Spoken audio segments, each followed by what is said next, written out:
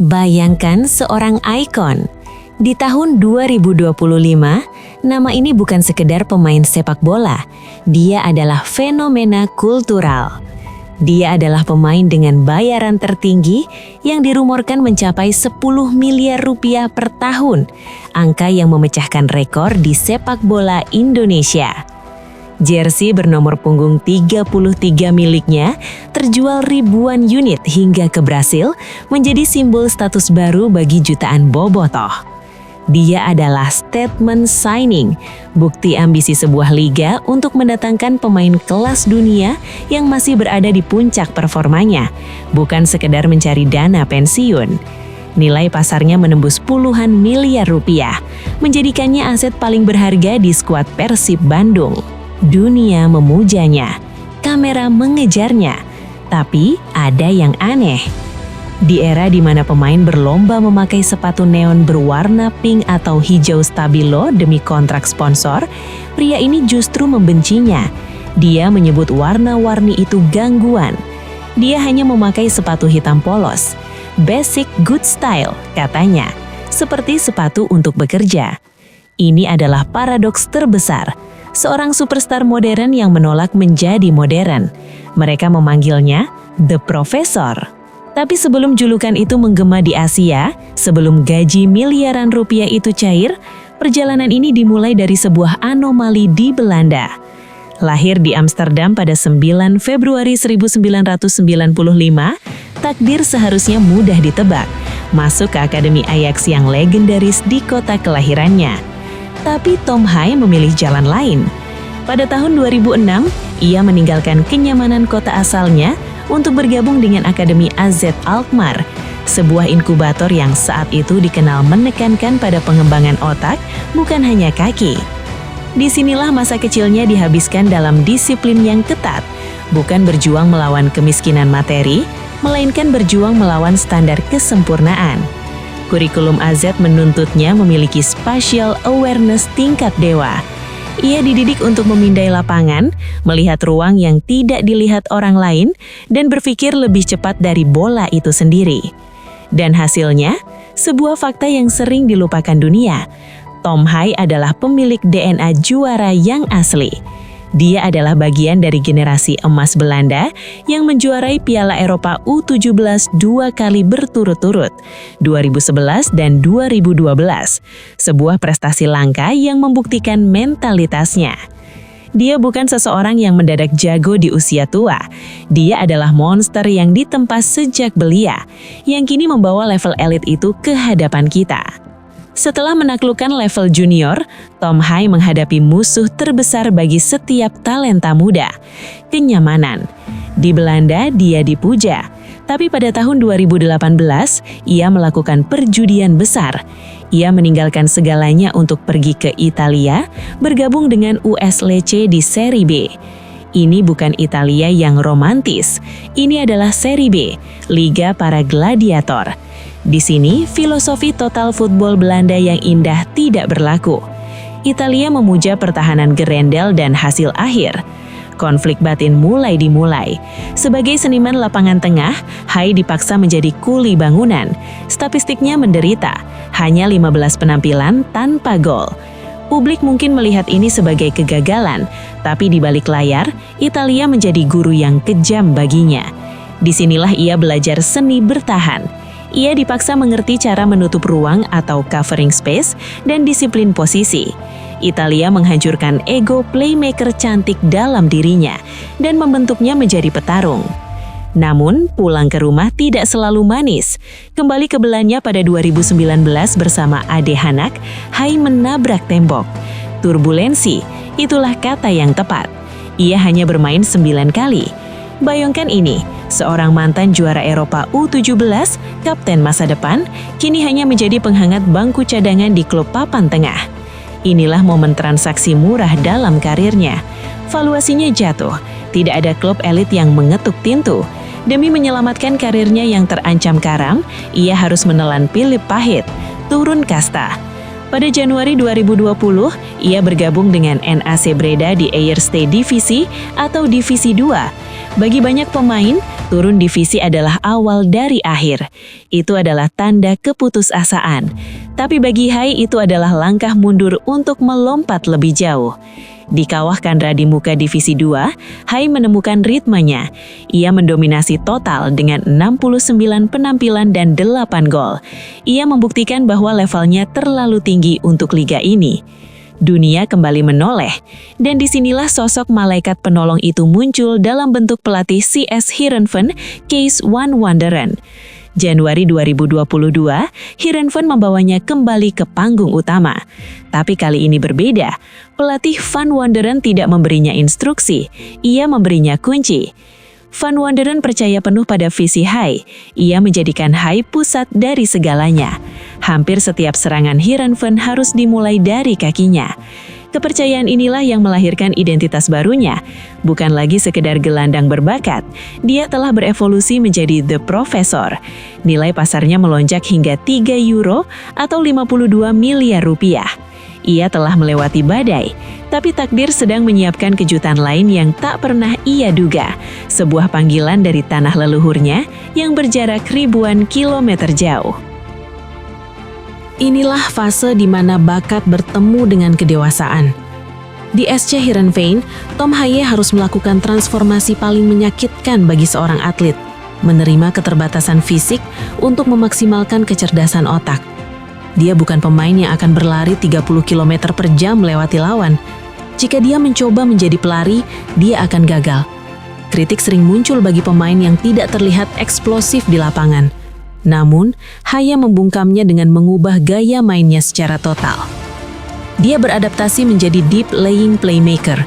Dia membunuh ego untuk mencetak gol demi menjadi pelayan tim. Analisis menunjukkan, dia jarang melakukan operan aman yang tidak berguna. Dia mengambil resiko dengan line-breaking passes.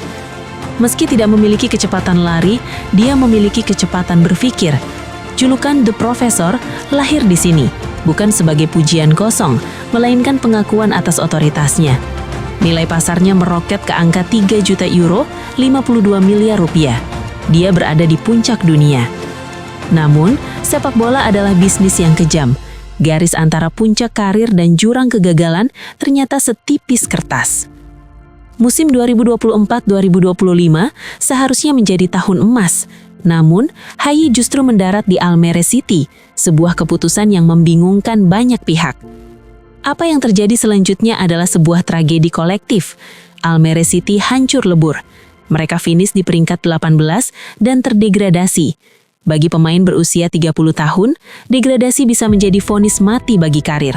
Label pemain gagal sudah di depan mata. Tapi tunggu, lihat datanya.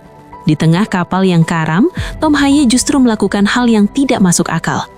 Statistik mencatat dia melakukan rata-rata 4,43 shot creating actions per 90 menit. Itu menempatkannya di persentil ke-96 di seluruh liga. Dia juga mencatatkan 8,09 operan progresif per pertandingan. Ini adalah anomali gila.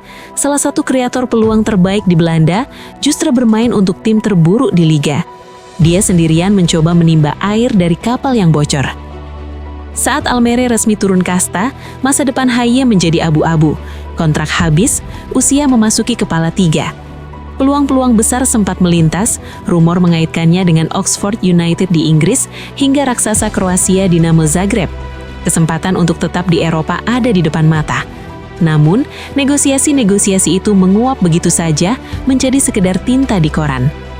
Haaien berdiri di persimpangan jalan.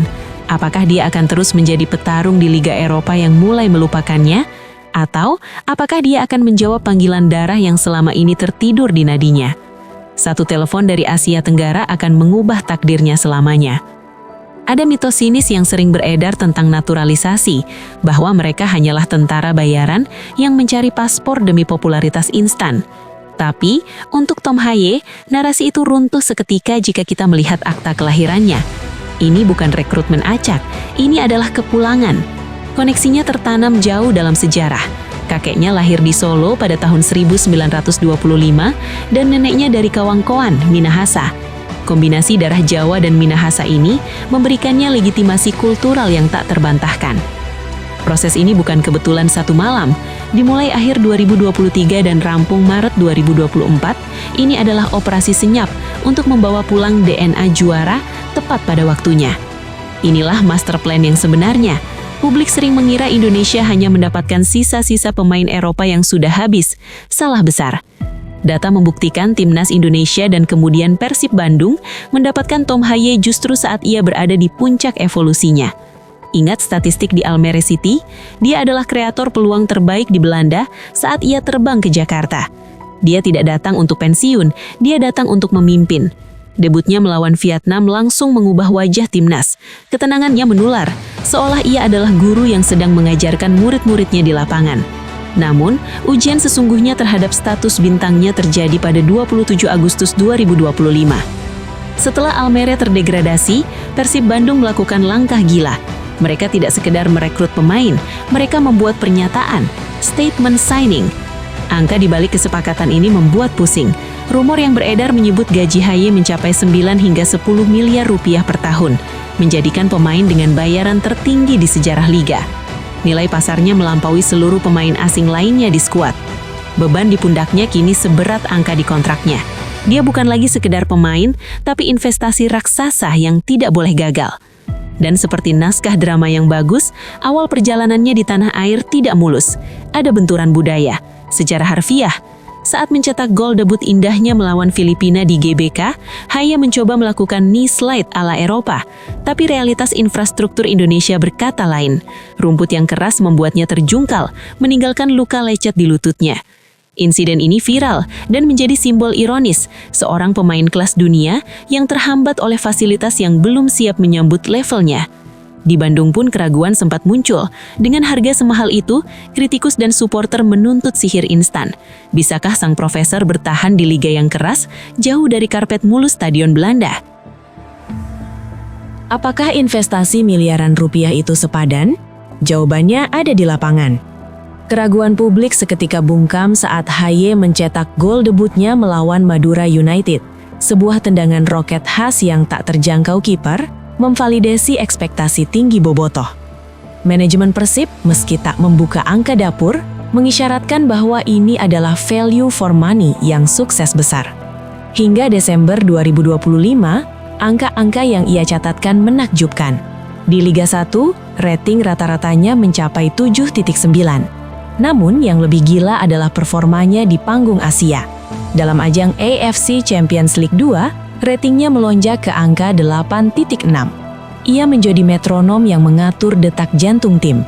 Kehadirannya memberikan rasa aman yang membebaskan rekan setimnya, Mark Klok, untuk bermain lebih agresif menyerang. Kesuksesan ini tidak berhenti di rumput hijau.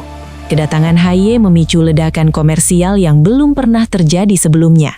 Persib Store merilis jersey spesial Tom Haye dengan harga premium mencapai 1,5 juta rupiah.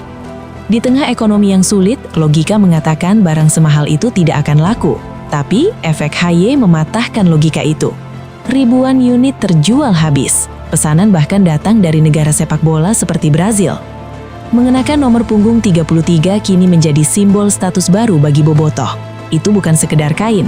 Itu adalah representasi dari era baru klub yang modern dan ambisius. Pada akhirnya, apa yang bisa kita pelajari dari perjalanan Tom Haye? Di dunia yang terobsesi dengan validasi, warna neon-neon, dan gaya yang berlebihan, Haye mengajarkan kekuatan dari kesederhanaan. Dia tetap setia pada sepatu hitam polosnya di saat dunia memintanya tampil mencolok. Dia membuktikan bahwa untuk terdengar lantang, Anda tidak perlu berteriak, Anda hanya perlu bukti. Dari DNA juara Eropa yang terlupakan hingga menjadi idola baru di Indonesia, ia menunjukkan bahwa kecerdasan dan ketenangan adalah senjata paling mematikan. Tom Haye bukan hanya seorang atlet. Dia adalah jembatan yang menghubungkan dua dunia, membawa standar elit Eropa ke tanah leluhurnya dengan kerendahan hati seorang Wong Solo. Liga 1 Indonesia kini memiliki standar baru. Pertanyaannya, siapa yang berani menyamainya? Bagaimana menurut Anda? Apakah strategi mendatangkan pemain grade A di usia emas seperti Tom Haye adalah kunci masa depan sepak bola kita? Atau ini resiko finansial yang terlalu besar? Tulis pendapat Anda di kolom komentar. Jangan lupa like video ini jika Anda terinspirasi oleh kisah sang profesor, dan subscribe untuk analisis mendalam lainnya.